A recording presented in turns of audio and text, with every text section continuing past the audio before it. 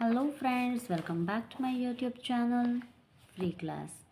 આજે આપણે ધોરણ 4ની વિષય હિન્દી, જેમાં છઠ્ઠું ચેપ્ટર આપેલું છે ટપકા કા ડર, તે જોવાનું છે. અહીંયા એ સરસ મજાની વાર્તા આપેલી છે કે કેવી રીતે જે છે ગરીબી અને કષ્ટથી એક બુઢિયા જે છે તે પરેશાન છે અને કેવી રીતે તેની ઝૂંપડીની અંદર જે પાણી ટપકે છે ને એની ઉપર જે સંકટ આવે છે, વાઘ જે છે તે ઝૂંપડીની બહાર હોય છે અને કેવી રીતે તે તેનાથી બચે છે, તેની સરસ મજાની સ્ટોરી આપેલી છે જે તમારે રીડ કરવાની છે. અહીંયા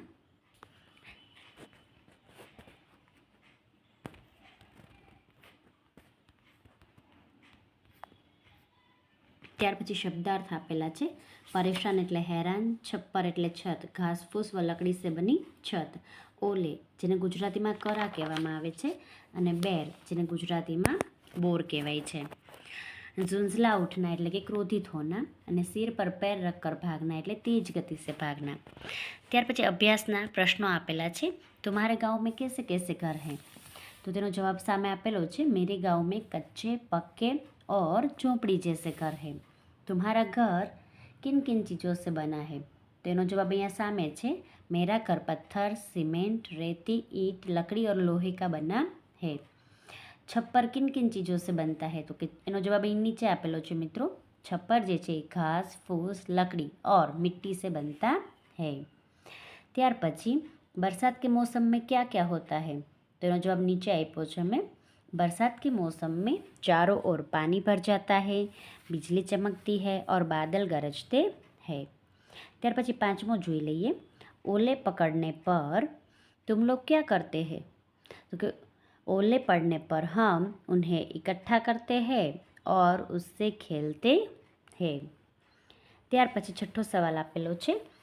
ओले पकड़ने पर किस तरह का नुकसान होता है? એનો જવાબ જે છે મિત્રો અહીંયા નીચે લખેલો છે. ओले पड़ने पर फसलों, घरों और जानवरों को नुकसान होता है. तुमने कितने प्रकार के चूल्हे देखे हैं? તેનો જવાબ અહીંયા સામે આપેલો છે. मैंने 3 प्रकार के चूल्हे देखे हैं, मिट्टी, गैस और बिजली के. जंगल में बाघ के अलावा कौन कौन से प्राणी रहते हैं? તો તમને જેટલા પ્રાણીઓ આવડતા હોય અને તમને ખ્યાલ હોય કે જંગલમાં આટલા પ્રાણીઓ રહે છે એના નામ લખી શકો છો. મેં અહીંયા જગ્યા નથી એટલે થોડા નામ લખેલા છે. હાથી, શેર, હિરન, બંદર ઓર ભાલુ. ત્યાર પછી 9મો સવાલ છે. બુઢિયા मन ही मन क्यों झुंझला उठी? बुढ़िया मन ही मन झुंझला रही थी क्योंकि चूल्हे पर पानी टपक रहा था. बाघ सिर पर पैर रखकर क्यों भाग गया? बाघ को लगा कि बुढ़िया मुझसे नहीं पर टपका से डरती है, जरूर टपका कोई बड़ा जानवर होगा, इसलिए बाघ सिर पर पैर रखकर भाग गया. આ બે લીટી જે છે એ 10માનો જવાબ છે. ત્યાર પછી મિત્રો નીચે સ્વાધ્યાય આપેલો છે, તેના જવાબ મેં લખેલા છે. પહેલું છે बुढ़िया कहाँ रहती थी? तो कि बुढ़िया જે છે તે जंगल में रहती थी. बरसात में बुढ़िया के घर में क्या टपकने लगा? पानी टपकने लगा. ओलों की मार से परेशान होकर बाघ कहाँ आ गया? ओलों की मार से परेशान होकर बाघ बुढ़िया के घर के पास आ गया. आ એનો જવાબ છે.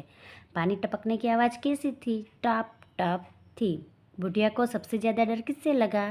टपकते पानी से. बुढ़िया की बात सुनकर बाघ ने क्या किया? बुढ़िया की बात सुनकर बाघ भाग गया. ત્યાર પછી નિમ્નલિખિત में से प्रत्येक के बारे में 5-7 વાક્ય લીખીએ. અહીંયા તમારે મોર, વાઘ અને તોતા એટલે કે પોપટ વિશે વાક્ય લખવાના છે. ત્યાર પછી ચિત્ર વર્ણન આપેલું છે. ક્યાંક મેળાનું ચિત્ર આપેલું છે મિત્રો. નીચે જે છે વાક્યો મેં લખેલા છે, તમે જોઈને લખી શકો છો અથવા તો તમે નવા વાક્ય પણ બનાવીને લખી શકો છો. જેમાં પહેલું છે, यह एक मेले का चित्र है. वहाँ पर जादूगर के कुमार का जादूगर का खेल चल रहा है.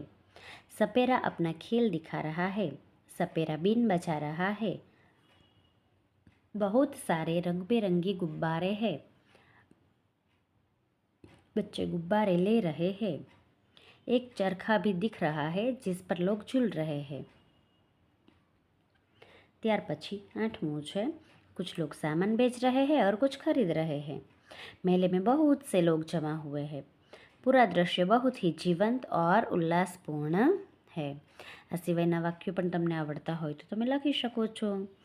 ત્યાર પછી પ્રશ્ન 4 છે, નીચે દિए ગયે ચિત્ર પર કહાની લીખીએ, એટલે કે અહીંયા જે ચિત્ર વાર્તા આપેલી છે તેના ઉપર તમારે એક વાર્તા લખવાની છે, બરાબર છે। સિંહ અને સસલાનું જે છે એ ચિત્ર આપેલા છે, સિંહ અને સસલાની વાર્તા છે કે કેવી રીતે જે છે, સિંહ અને સસલું નહીં પણ સિંહ અને ઉંદર આપેલું છે કે ઉંદર જે છે એ કેવી રીતે નેટ કાપીને સિંહને બચાવે છે। તો સિંહ અને ઉંદરની સરસ મજાની વાર્તા છે જે તમે ઇઝીલી લખી શકો છો। प्रश्न 5, नीचे दिए गए उदाहरण के अनुसार वाक्य बनाइए। उदाहरण आपेलू है, बिल्ली तो बिल्लिया, मेरे घर में बिल्ली है, मेरे घर में बिल्लिया है। તમે સેમ મેરે ઘર મેં કરીને પણ વાક્ય લખી શકો છો અને બીજી વાક્ય પણ બનાવીને લખી શકો છો। અહીંયા બહુ ઇઝીલી વાક્ય મેં લખેલા છે, મક્ખી તો મક્ખિયા, મેરે ઘર મેં મક્ખી હૈ, મેરે ઘર મેં મક્ખિયા હૈ। लड़की तो लड़कियाँ, मेरे घर में लड़की है, मेरे घर में लड़कियाँ है। रोटी तो रोटियाँ, मेरे घर में रोटी है, मेरे घर में रोटियाँ है। चूड़ी तो चूड़ियाँ, मेरे घर में चूड़ी है, मेरे घर में चूड़ियाँ है। અહીંયા સરસ મજાનું યુનિટ પૂર્ણ થાય છે। હવે ફરી મળીશું નવા વિડીયોમાં।